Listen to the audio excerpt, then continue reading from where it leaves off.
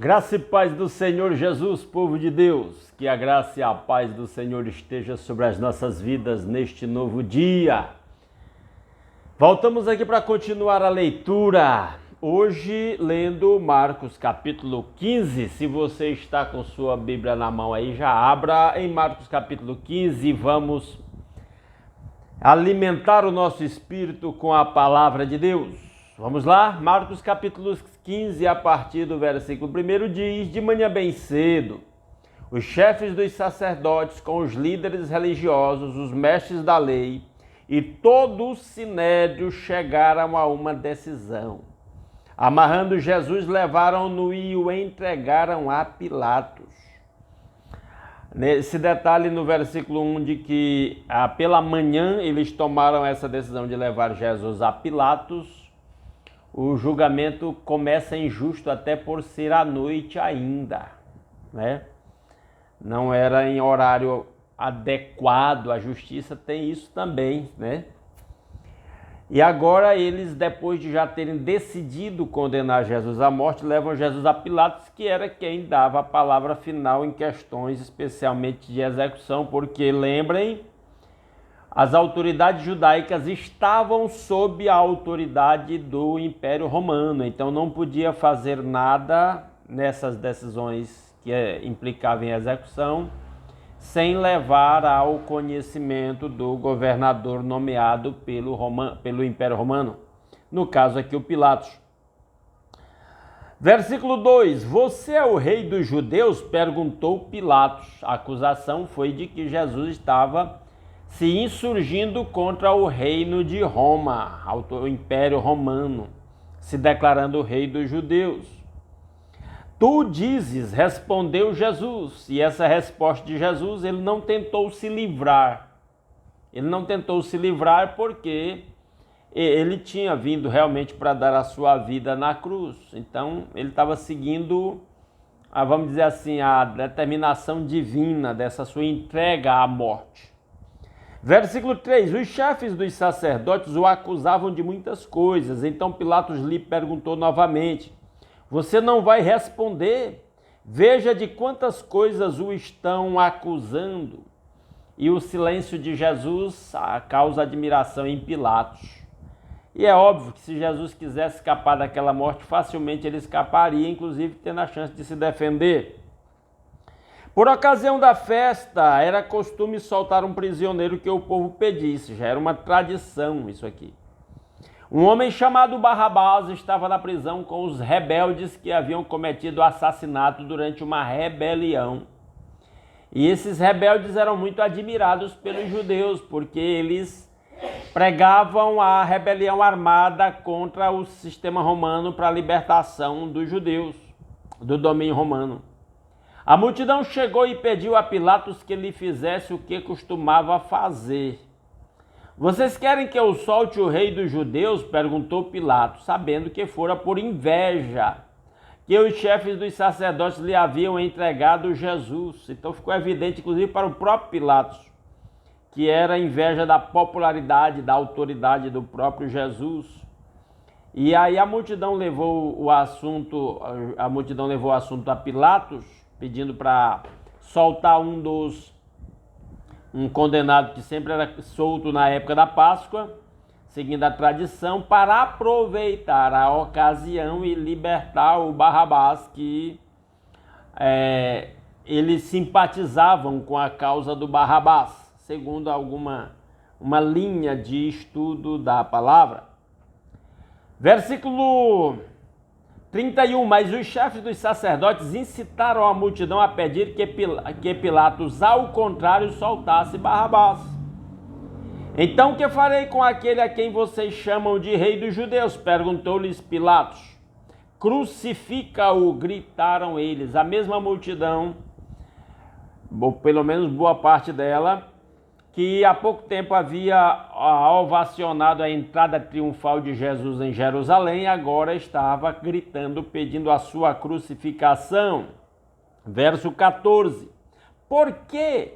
Que crime ele cometeu? Perguntou Pilatos. É uma maneira de Marcos mostrar que Pilatos não via crime algum em Jesus. Mas eles gritavam ainda mais: crucifica-o! Desejando agradar a multidão, Pilatos soltou-lhes Barrabás, mandou açoitar Jesus e o entregou para ser crucificado. Tem outros detalhes que Marcos não conta, mas aqui Marcos tem o objetivo de sintetizar aqui a obra de Jesus, a missão de Jesus. Então ele traz apenas estes detalhes. Versículo 16: os soldados levaram Jesus para dentro do palácio, isto é, ao pretório. Na minha Bíblia, a palavra pretório tem uma nota de rodapé dizendo residência oficial do governador romano. E reuniram toda a tropa. Vestiram-no com um manto de púrpura, depois fizeram uma coroa de espinhos e a colocaram nele, a coroa e o manto, para zombar dele como rei. Isso era uma humilhação até para o próprio povo judeu, porque ele se declarava rei dos judeus. Então essa era a atitude normal para qualquer um que se declarasse rei, era ser humilhado, né? Versículo 18: e começaram a saudá-lo: salve, rei dos judeus! Batiam-lhe na cabeça com uma vara e cuspiam nele, ajoelhavam-se e lhe prestavam adoração.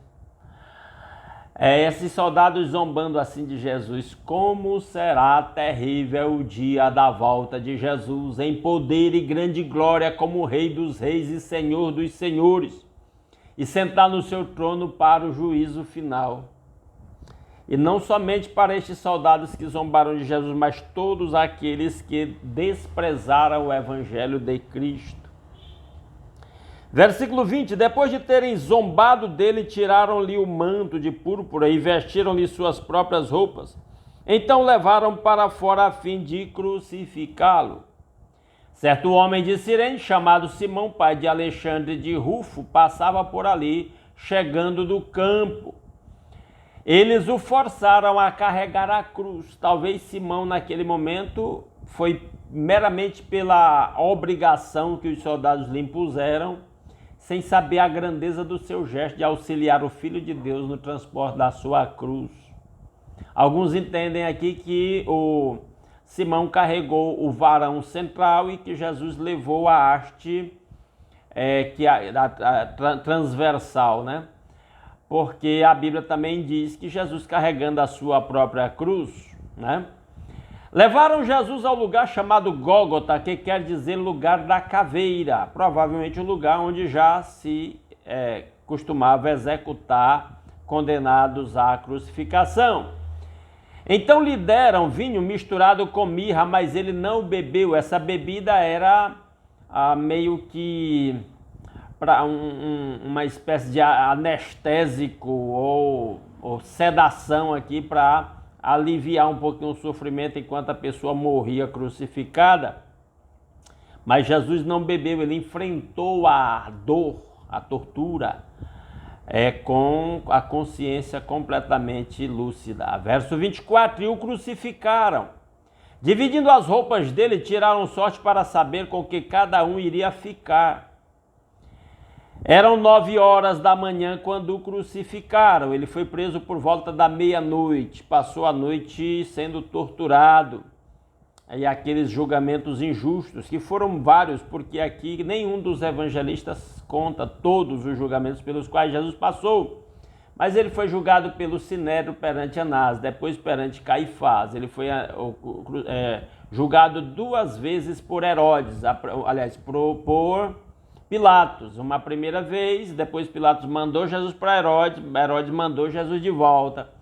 Nenhum evangelista conta todos esses detalhes, mas cada um conta um detalhe específico disso.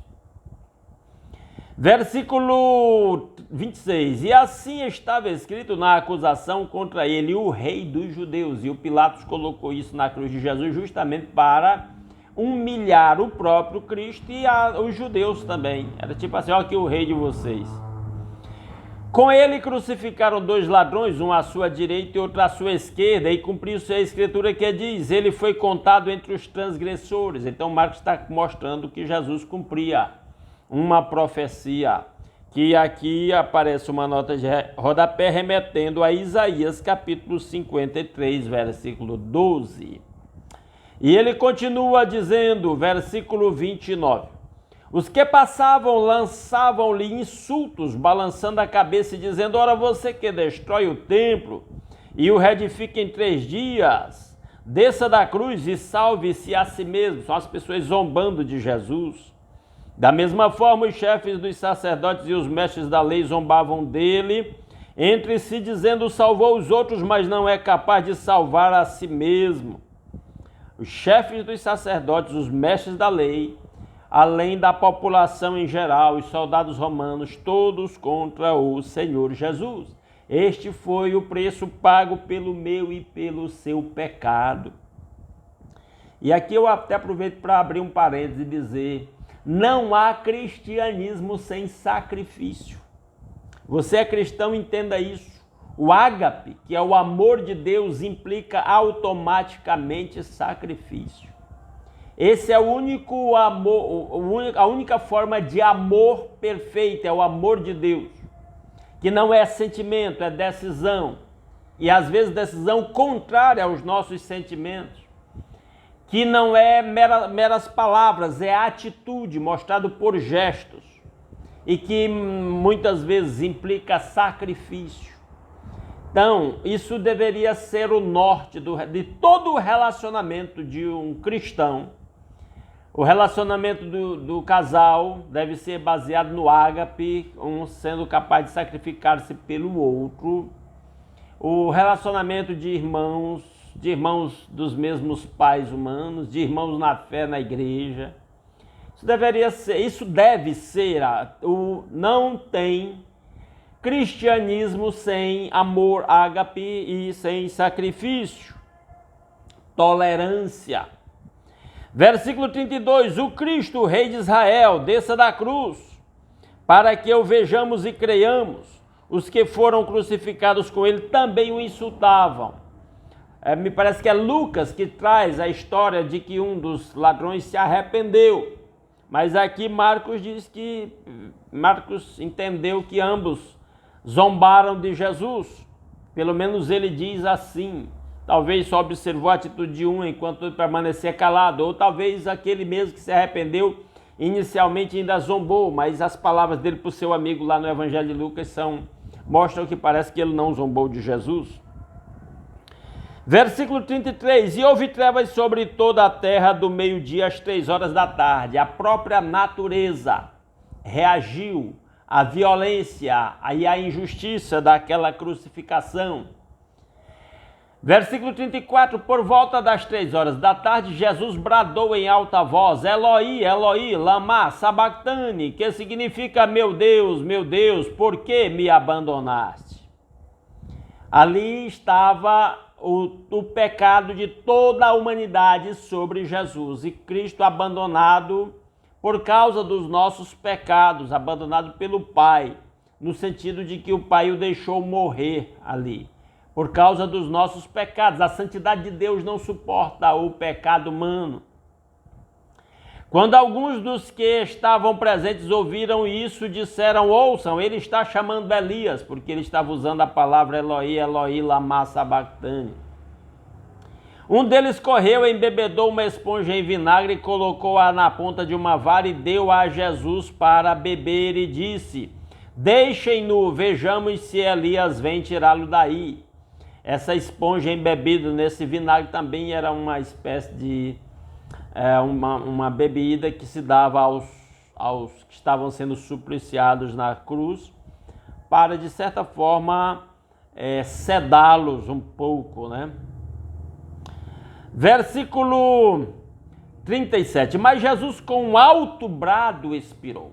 E esse brado, João disse: Pai, está consumado, nas tuas mãos entrego o meu espírito, quando ele expirou. Versículo 38, e o véu do santuário rasgou-se em 2 partes de alto a baixo. Esse detalhe de que o véu se rasgou de alto a baixo, esse véu era muito grosso. Não era possível um homem rasgar este véu com as mãos. Ele era colocado numa posição bastante alta. Então ele rasgar-se de alto a baixo significa que Deus rasgou o véu. E esse véu separava o santo do santo dos santos. E o Santo dos Santos era o lugar em que só o sumo sacerdote entrava uma vez por ano para oferecer o sacrifício da expiação pelo pecado do povo do ano inteiro. Ao véu ser rasgado, representava que agora todo ser humano tem livre acesso à presença de Deus, não apenas uma vez por ano, mas qualquer dia, qualquer hora, por meio do sacrifício de Cristo feito na cruz em nosso lugar. Versículo 39, quando o centurião que estava em frente de Jesus ouviu o seu brado e viu como ele morreu, disse, realmente este homem era o Filho de Deus. A morte de Jesus demonstrou para o centurião quem era Jesus. E Jesus havia dito lá em João capítulo 8, versículo 28, que quando ele fosse levantado na cruz, todos iriam saber quem ele realmente era. A cruz é quem caracteriza quem realmente é Cristo. Não há completa compreensão de Cristo sem a cruz. Versículo 40. Algumas mulheres estavam observando de longe. Entre elas estava Maria Madalena, Salomé e Maria, mãe de Tiago, mais jovem, e de José. Muitas mulheres, Lucas fala muito das mulheres que seguiam a Jesus, que sustentavam o ministério de Jesus com os seus bens. Eram mulheres, algumas delas de boa posição econômica e social, e que mantinham o ministério terreno de Jesus. Marcos apenas faz essa menção nominal a essas mulheres que estavam lá com Cristo. É interessante isso, porque isso coloca a mulher numa posição singular, numa sociedade que considerava a mulher quase que como uma propriedade do homem, né? Então agora o Evangelho dignifica a mulher, mostrando que elas tiveram mais sensibilidade ao ministério de Jesus do que muitos homens. Versículo 41, na Galiléia elas tinham seguido e servido a Jesus. Muitas outras mulheres que tinham subido com ele para Jerusalém também estavam ali. Olha a posição da mulher aqui, que o Evangelho as coloca. O Evangelho é libertador, inclusive para as mulheres que naquela época não tinham uma posição igual à do homem na sociedade. Versículo 42. Era o dia da preparação, isto é, a véspera do sábado. José de Arimateia, membro de destaque do Sinédrio, que também esperava o Reino de Deus, dirigiu-se corajosamente a Pilatos e pediu o corpo de Jesus. Então você vê que até membros do Sinédrio, aqui no caso José de Arimateia, João também fala de Nicodemos, membros do Sinédrio, ou seja, ocupavam posição política de alta relevância. Também creram em Cristo, deram ouvidos a Cristo. E agora o José de Arimateia pede o corpo de Jesus. Desculpem. Pilatos ficou surpreso ao ouvir que ele já tinha morrido. Chamando o centurião, perguntou-lhe se Jesus já tinha morrido. É interessante porque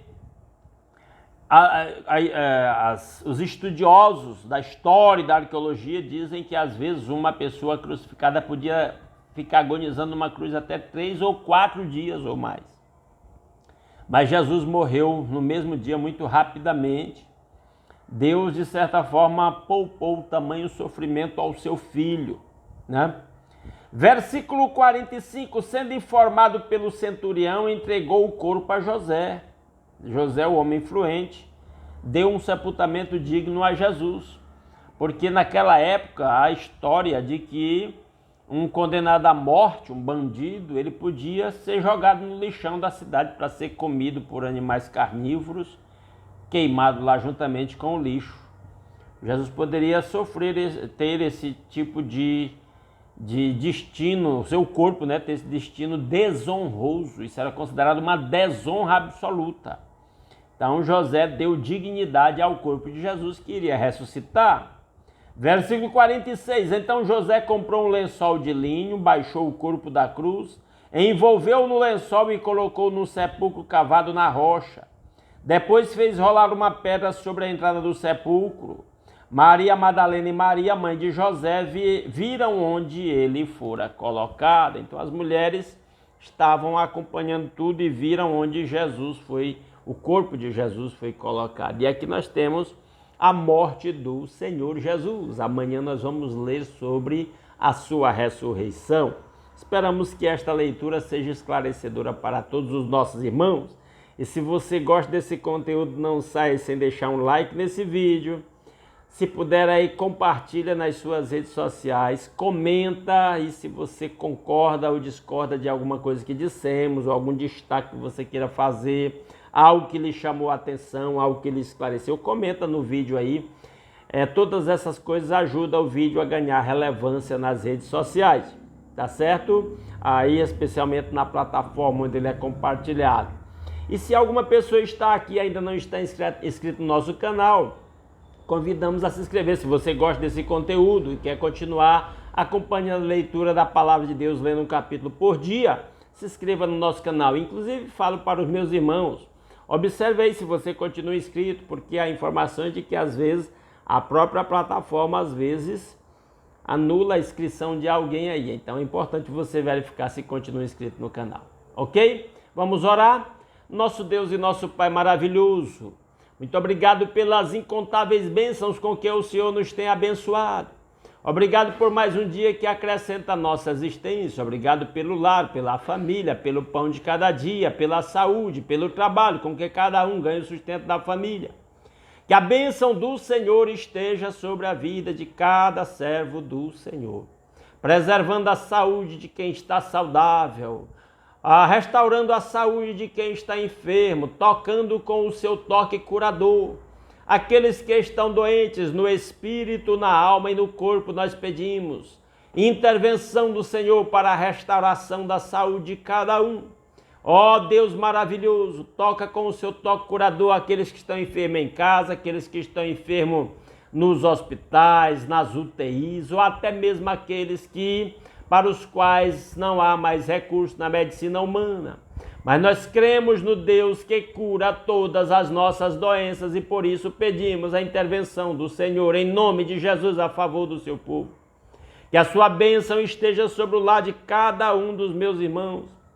Que cada casa seja um templo de adoração a Jesus, onde os frutos do Espírito, o amor, a alegria, a paz, paciência, a delicadeza, a bondade e todos os demais estejam presentes nos relacionamentos familiares, entre o casal, entre os pais e os filhos, entre os irmãos. Que cada lar seja um lugar de estabilidade espiritual, intelectual, social, ó Deus, em todos os sentidos. Ó Deus maravilhoso. Que cada lar tenha sempre o pão de cada dia, tenha tudo que seja necessário para a manutenção da família. Que a bênção do Senhor esteja sobre o trabalho de cada irmão, fazendo prosperar. Ó Deus, abrindo portas de trabalho para quem está desempregado, dando sabedoria a cada um para administrar os recursos que o Senhor tem confiado. Se alguém está em dificuldades financeiras, em dívidas, ó Deus, em nome de Jesus, dá sabedoria da administração dos recursos, dá soluções financeiras, ó Pai, transforma estas situações, para que o seu povo viva no seu reino com liberdade e com liberalidade. Ó Deus maravilhoso, que a bênção do Senhor esteja sobre a sua igreja, sobre cada congregação local, sobre cada pastor, evangelista, missionário, líderes das igrejas em geral, que todos movidos pelo Espírito do Senhor sejam instrumentos de avivamento da sua obra. Que o seu povo que se chama pelo seu nome se humilhe, ore e busque a sua face e converta dos seus maus caminhos, para que o Senhor ouça do céu, perdoe o nosso pecado e sare a nossa terra. Pai, tudo isso nós pedimos, confiados unicamente na maior de todas as bênçãos, Jesus Cristo nosso Senhor, seu sacrifício na cruz no nosso lugar, o perdão dos nossos pecados, a nossa reconciliação com o Pai, o livre acesso à sua presença pelo novo e vivo caminho. Ó Deus maravilhoso, a bênção do Senhor esteja sobre o seu povo nesse dia, para que levemos a bênção do Senhor por onde nós formos e possamos compartilhar esta bênção com todos aqueles que cruzaram o nosso caminho neste dia. Para que em tudo o nome do Senhor seja glorificado para todo sempre. É a nossa petição que fazemos agradecidos em nome de Jesus. Amém. Aleluia. Meus amados irmãos, muito obrigado pela sua companhia. Esperamos que essa palavra tenha sido muito esclarecedora e edificante para você. Se Deus quiser, amanhã às 5h30 da manhã estaremos aqui dando continuidade à leitura da palavra de Deus. Aguardo todos aqui. Grande abraço a todos.